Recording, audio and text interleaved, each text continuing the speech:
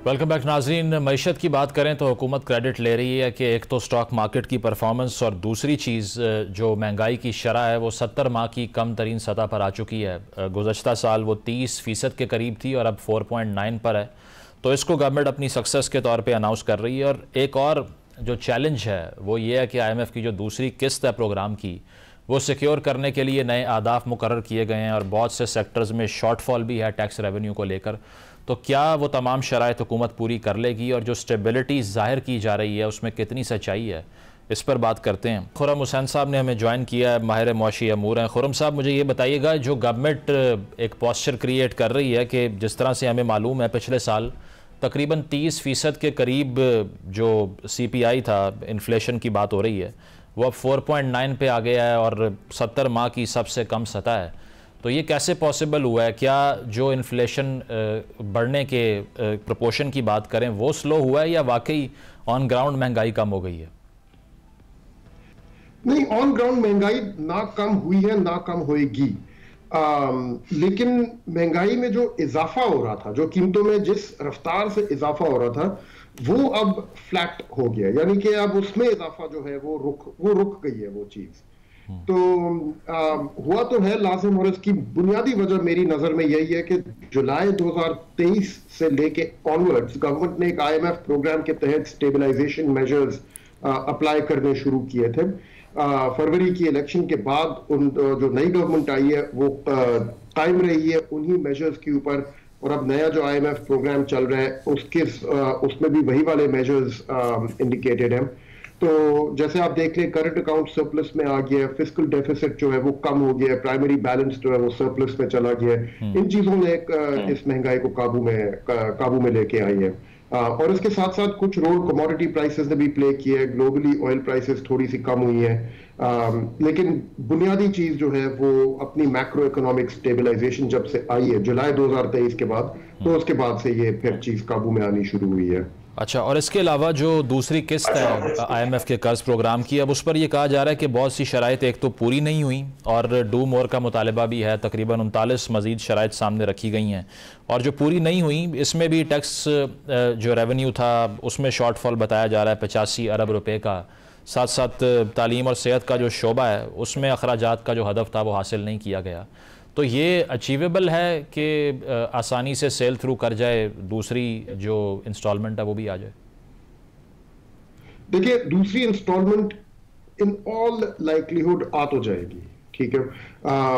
आसानी से मैं नहीं कह सकता, लेकिन आ तो जाएगी किसी ना किसी तरह से। कुछ गैप्स लाजिम रह गए हैं। आई थिंक इस गवर्नमेंट की गुंजाइश जो है एक्ट करने की वो बहुत लिमिटेड है।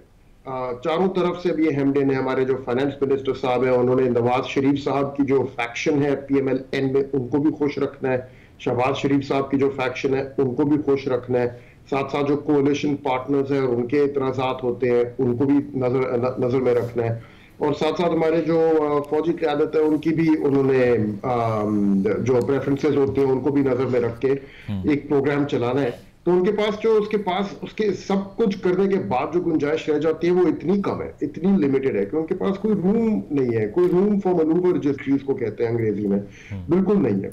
तो उसी तरह लेके वो चल रहे हैं, और जाहिर बात है, नजर आ रहा है कि मुश्किल तो उनको हो रही है और मुश्किल पेश आ रही है। अलबत्ता अभी ये नहीं लग रहा कि ये प्रोग्राम डीरेल होने वाला है। मुश्किलें जरूर आ गई हैं, लेकिन मेरे ख्याल में दूसरा जो पहला रिव्यू आ रहा है वो इन ऑल लाइकलीहुड हो जाएगा। लेकिन स्टॉक मार्केट के जो नंबर्स हैं या परफॉर्मेंस है उसको गवर्नमेंट बहुत ऑन करती है प्राउडली, और साथ ही इन्फ्लेशन पे तो हम बात कर चुके हैं। इस द स्टेबिलिटी इसको कह सकते हैं कि ओवरऑल एक ट्रेजेक्ट्री बेहतर हो गई है हमारी पहले से, या फिर जो अपोजिशन पार्टीज इल्ज़ाम लगाती हैं हुकूमत पे कि ये सब आर्टिफिशियल है, ये ग्रोथ को सिग्निफाई नहीं करता? नहीं, आर्टिफिशियल तो नहीं है, ग्रोथ को डेफिनेटली सिग्निफाई नहीं करता, ये बात दुरुस्त है। आर्टिफिशियल तो नहीं इसको कह सकते। स्टेबलाइजेशन तो जरूर हो रही है, स्टेबिलिटी आ रही है, लेकिन स्टेबिलिटी और ग्रोथ दो अलग अलग चीजें होती हैं। सही।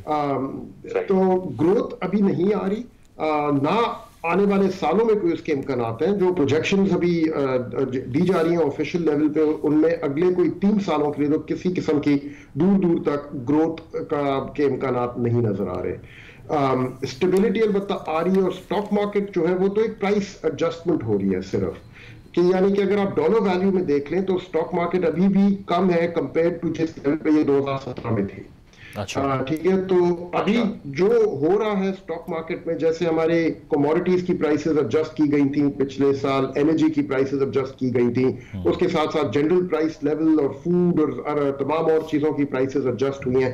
अब एसेट्स की प्राइसेस एडजस्ट हो रही हैं, और जो प्राइस एडजस्टमेंट बाकी इकोनॉमी में हुई है वही अब स्टॉक मार्केट में भी पहुंच रही है। तो ये इसका ये नहीं मतलब कि मईशत में कोई एकदम से नया मोमेंटम पैदा हो गया। इसका बस यही मतलब है कि जो एसेट्स हैं उनकी प्राइसेस जो है वो नई इन्फ्लेशन लेवल और नए डॉलर लेवल्स जो है उनको अब अब्सॉर्ब करके रिफ्लेक्ट कर रही है। That's all. और पीआईए की प्राइवेटाइजेशन भी एक चैलेंज था। इस पर अब यूरोपीय यूनियन का जो एविएशन रेगुलेटर है, पीआईए पर पाबंदी जो आयद थी उसको ख़त्म किया गया। अब आपको लगता है कि इसका इम्पैक्ट होगा प्राइवेटाइजेशन के प्रोसेस पर भी?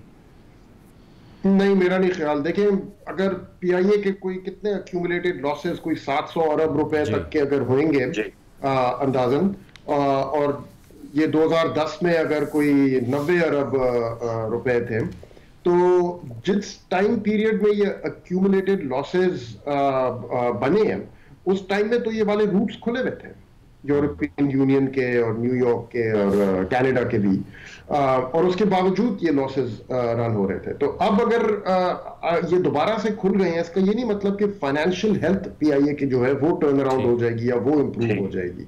अलबत्ता yes, I mean I think as a symbolic thing it looks good कि एक काफी बुरा इम्पैक्ट आया था पीआईए के ऊपर उस एयर क्रैश के बाद, और वो अब हट चुका है उसके ऊपर। सही, कुछ ना कुछ उस पोस्ट को रिपेयर किया जाएगा। बहुत शुक्रिया। खुर्रम हुसैन साहब हमारे साथ मौजूद थे। एक ब्रेक करेंगे, ब्रेक के बाद वापस आते हैं। Stay with us.